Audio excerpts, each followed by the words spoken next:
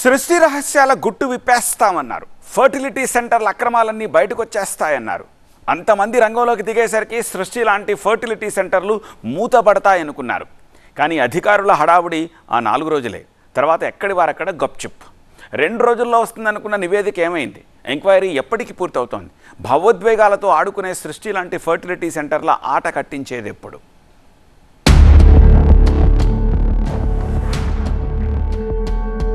తనిఖీల్లో ఏం తేలింది? నివేదిక ఏమైపోయింది? సృష్టి సీరియల్ కి ముగింపెప్పుడు? ఎప్పుడంటే అధికారులు తలుచుకున్నప్పుడు. కానీ ఇంత తీవ్రమైన విషయాన్ని అధికారులు ఎందుకో సీరియస్ గా తీసుకోవడం లేదు. ప్రజల సెంటిమెంట్ తో ఆడుకుంటున్న ఫర్టిలిటీ సెంటర్ల గుట్టు విప్పడం లేదు. దోపిడీనో హత్యనో అయితే ప్రత్యేక బృందాలు రంగంలోకి దిగుతాయి. నిందితుల జాడ కనిపెట్టేదాకా ఎంత దూరమైనా వెళ్తాయి. కానీ సృష్టి కేసునెందుకో లైట్ తీసుకుంటున్నారే అనే అనుమానం ప్రజలకొస్తోంది. వాస్తవానికి ఇది అంతకు మించిన ఘోరమైన నేరం. పవిత్రమైన వైద్య వృత్తిని అడ్డుపెట్టుకుని పదుల సంఖ్యలో కుటుంబాల భావోద్వేగాలతో ఆడుకున్న అమానుషం. పసికందుల్ని సంతల్లో సరుకుల్లా అమ్ముకున్న క్రూరమైన నేరం. కానీ ఎందుకో ఆ సీరియస్నెస్ కనిపించడం లేదు. సంతాన భాగ్యం కోసం ఫెర్టిలిటీ సెంటర్ ని ఆశ్రయిస్తే ఎవరికో పుట్టిన పిల్లల్ని కొనుక్కొచ్చి మీ పిల్లలేనని అప్పగించారు. తమ డిఎన్ఏ అని నమ్మిన దంపతులను దారుణంగా వంచారు. పసికందులతో అనుబంధాన్ని పెంచుకున్న కుటుంబాల్లో పెను సంక్షోభం సృష్టించారు. ఈ అనైతిక దందా కోసం రాష్ట్రాల సరిహద్దులు దాటింది సృష్టి నెట్వర్క్. దొరికితేనే దొంగ. తెలుగు రాష్ట్రాల్లో వందల ఫెర్టిలిటీ సెంటర్లలో ఇలా అడ్డదారులు తొక్కుతున్నవి ఇంకెన్నున్నాయో. మరీ ముఖ్యంగా హైదరాబాద్ లో ఫెర్టిలిటీ సెంటర్లు పుట్టగొడుగుల్లా పుట్టుకొస్తున్నాయి. రాష్ట్రంలో రిజిస్టర్ అయిన 381 ఐవీఎఫ్ సెంటర్లలో దాదాపు సగం గ్రేటర్ సిటీలోనే ఉన్నాయి. సృష్టి ఫెర్టిలిటీ సెంటర్ వైజాగ్ కేంద్రంగా మోసానికి పాల్పడ్డా డాక్టర్ నమ్రత నైవంచన బయటపడింది మాత్రం హైదరాబాద్ లోనే. సికింద్రాబాద్ సృష్టి ఫెర్టిలిటీ సెంటర్ సాక్షిగా జరిగిన సరోగసి మోసంపై బాధిత దంపతుల ఫిర్యాదుతోనే డొంక కదిలింది. ఈ ఘటనపై తీవ్రంగా స్పందించిన తెలంగాణ ప్రభుత్వం రాష్ట్రంలోని అన్ని ఫెర్టిలిటీ సెంటర్లలో విస్తృత తనిఖీలు చేపట్టింది. వైద్య ఆరోగ్య కుటుంబ సంక్షేమ కమిషనర్ సంగీత సత్యనారాయణ నేతృత్వంలో 35 ప్రత్యేక బృందాలను ఏర్పాటు చేశారు. హైదరాబాద్ లోని 157 ఫెర్టిలిటీ కేంద్రాలతో పాటు తెలంగాణ వ్యాప్తంగా ఈ బృందాలు 3 రోజుల పాటు తనిఖీలు నిర్వహించాయి. కొన్ని లోటుపాట్లను గుర్తించాయి. కొన్ని చోట్ల సరైన రికార్డులు కూడా నిర్వహించడం లేదని అధికారుల దృష్టికి వచ్చింది. ఇంకేముంది, నిబంధనలను పాటించని ఐవీఎఫ్ సెంటర్లపై కొరడా జలిపిస్తారనుకున్నారు. కానీ క్లాప్ కొట్టగానే బ్యాకప్ చెప్పేసినట్లు ఇప్పటిదాకా ఎలాంటి యాక్షన్ లేదు. హైదరాబాద్ లో సరోగసి ముసుగులో శిశు విక్రయాలకు పాల్పడ్డ యూనివర్సల్ సృష్టి ఫెర్టిలిటీ సెంటర్ అక్రమాలపై హైదరాబాద్ గోపాలపురం పోలీసులు కేసు నమోదు చేశారు. ప్రధాన నిందితురాలు డాక్టర్ నమ్రతతో పాటు 25 మంది ఇప్పటిదాకా అరెస్ట్ అయ్యారు. అరెస్ట్ అయిన వారిలో కొందరు డాక్టర్లు, ఏజెంట్లు, ఫెర్టిలిటీ సెంటర్ల సిబ్బంది ఉన్నారు. సరోగసి పేరుతో అసలు ఎలాంటి వైద్య ప్రక్రియ జరగలేదని, దంపతుల అవసరాల్ని ఆసరా చేసుకుని శిశు విక్రయాలు జరిగాయని పోలీసుల ఎంక్వైరీలో తేలింది. కేసు తీవ్రత దృష్ట్యా సెంట్రల్ క్రైమ్ స్టేషన్ కి బదిలీ చేశారు. డాక్టర్ నమ్రతపై సిసిఎస్ పోలీసులు ఎంక్వైరీ మొదలుపెట్టారు. గోపాలపురం పోలీసులు 8 కేసులు నమోదు చేస్తే సిసిఎస్ లో మరో 7 కేసులు నమోదయ్యాయి.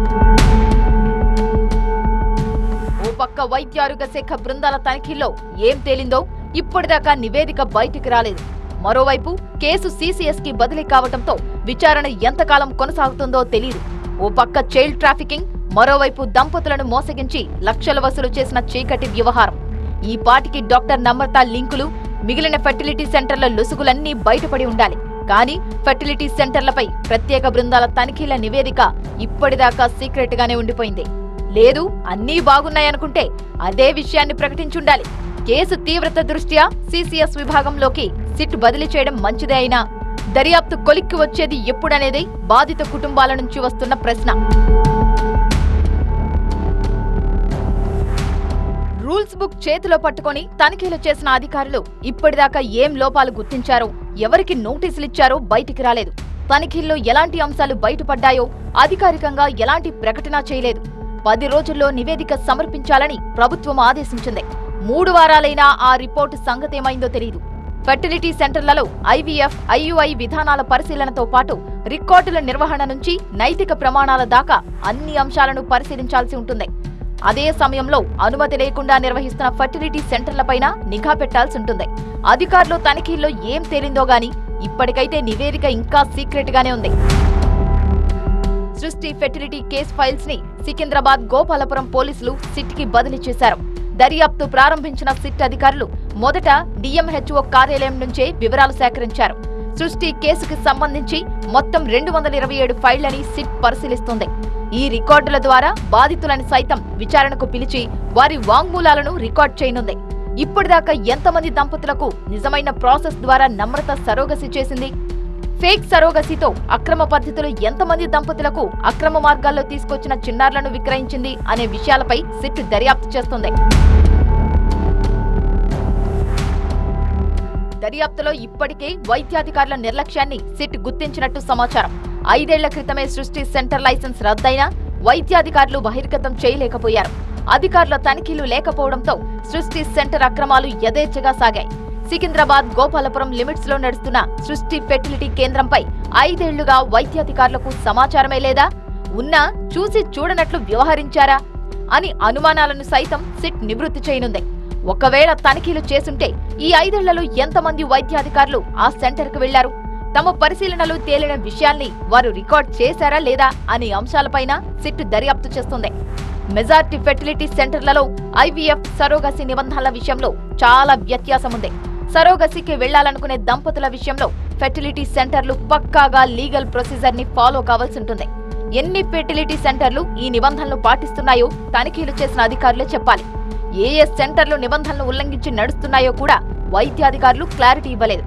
అధికారులు కళ్లు మూసుకోబట్టే సృష్టి సెంటర్ 5 ఏళ్లుగా అక్రమాలకు పాల్పడుతూ వచ్చింది. దీనిపైన సిట్ అధికారులు ఆరా తీస్తున్నారు.